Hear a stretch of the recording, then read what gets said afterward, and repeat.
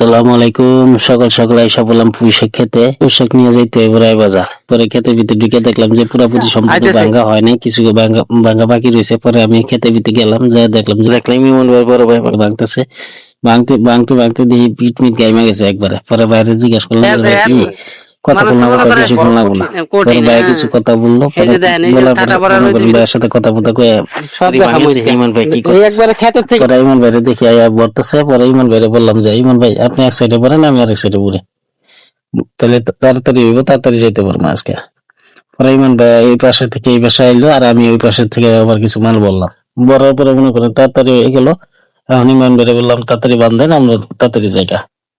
তখন ইমন ভাই মনে করেন ওই বস্তা মস্তা বান্ধা বোনা শেষ, এখন সাইডটা বাঁধানো জানিয়ে একটা পোশাক না পরে।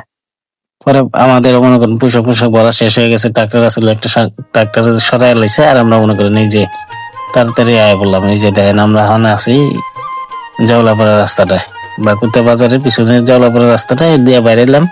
বাইরের পরে মাঝখানে রাস্তার অনেক ভিডিও আপনি করতে পারেন কি, আর অনেক সময় আপনার চিন্তাকারীরা হাতে থেকে মোবাইল টান দিয়ে লয়ে যায়। পরে আমরা এই বুদ্ধিজীবী কবরস্থান পার হইয়া মনে করেন নিজে বুদ্ধিজীবী শহীদ মিনারের কাছাকাছি এসেছি। এখন বাজারে ঢুকে যাবো আমরা।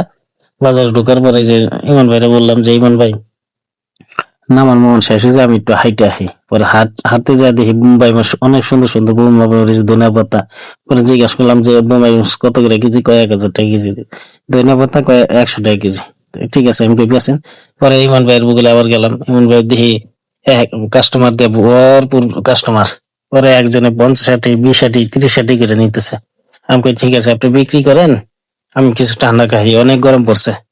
দেখেন অনেক গরম এখানে, মনে করেন একজনে খাইতেছে মনে করেন। পরে আমি একটা স্পিরিট আর একটা কেক চিন্তা করলাম যে একা একা খাওয়া যাবে না। পরে ইমন ভাইয়ের সাথে খাইয়া, পরে ইমন ভাইয়ের গুলো অর্ধেক আপনি খান আর অর্ধেক আমি খাই। পরে দুজনে ভাগাভাগি করে খাইলাম। খাওয়ানোর পরে এখন আমি কইলাম কি আমি ইমন ভাই আমি আসি।